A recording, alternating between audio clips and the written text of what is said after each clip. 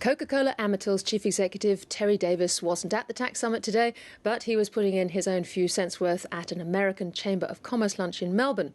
Mr. Davis is a busy man at present because of a joint venture CCA had with Anglo-South African brewer SAB Miller, which now has to be unwound as part of SAB Miller's takeover of Foster's. And he joins me now in the studio. Terry Davis, thanks for joining us. Hi, Tiggy.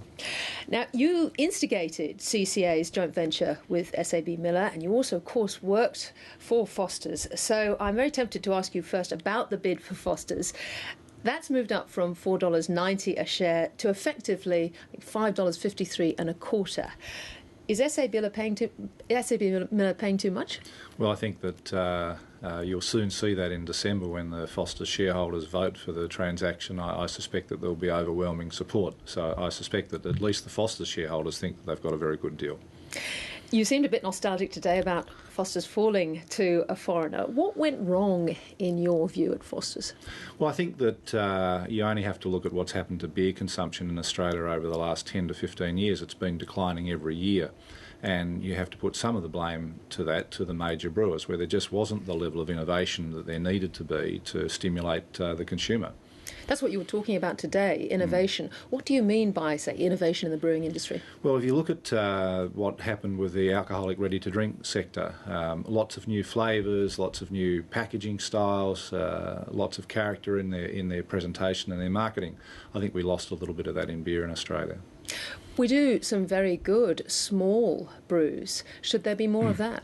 Well, I think that that's inevitable, that as people look to drink less but drink better, I think we've seen that in the wine industry. We're also seeing that in the beer industry, where people would rather have a more premium offering than, say, the commercial beers.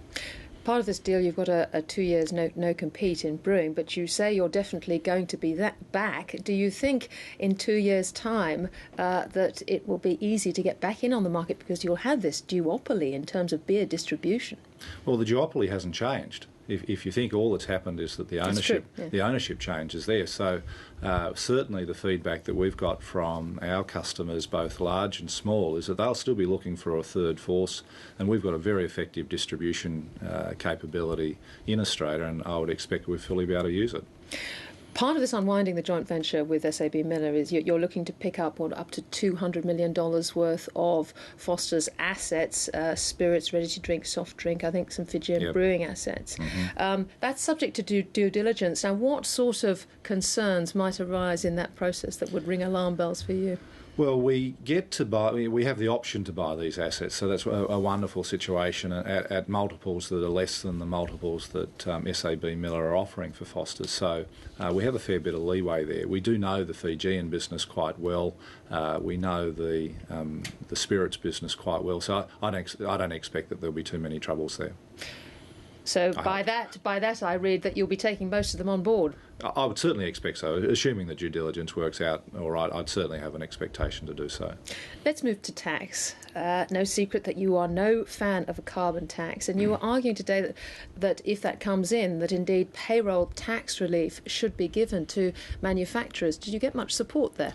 Well, I think certainly this is an area that the unions are saying, hey, let's take a good look at this. Now, what's the real issue here about carbon tax? It's a discriminatory tax against local manufacture. So I'm not against carbon tax per se. I'm just saying to the government, well, what are going to be the corresponding offsets so that we don't have a situation where it's cheaper for Australian manufacturers to close their operations down here and have those same products produced in another country and not pay a carbon tax. You also say you've been talking to overseas investors who've been asking you whether the carbon tax is an issue of sovereign risk. If they're asking that, isn't it a sovereign risk anyway?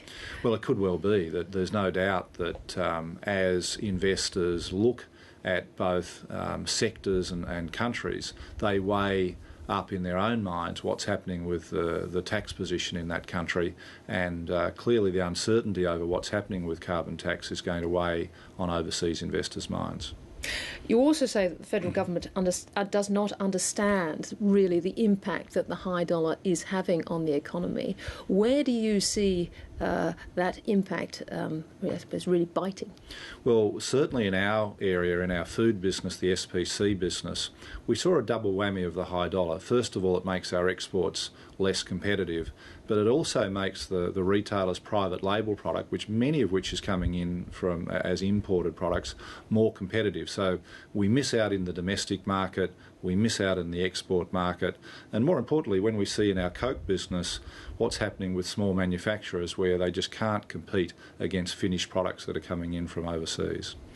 Finally, on tax, I noticed that the Australian Psychological Society annual conference now calls for a tax on soft drinks to help fight childhood obesity. How will you handle that? Well, I think the head of the Productivity Commission today said that tax changes or discriminatory tax changes really impact on behaviour. Surely this is about how we educate children and educate their parents about a healthy and active lifestyle. The fact is, if you eat and drink too much and don't exercise, you're going to get fat. That's the real issue, not about tax. We do have a number of independent players, though, in Parliament at the moment who have brought some very big issues. I mean, think of the pokies tax at the moment, and that's exactly the same thing. That's a behavioural thing. Yeah, I think that's pretty misguided. All right, Terry Davis, we'll see whether any of these independents actually take this sort of thing up. Thank you very much for joining us. Thanks, Dickie.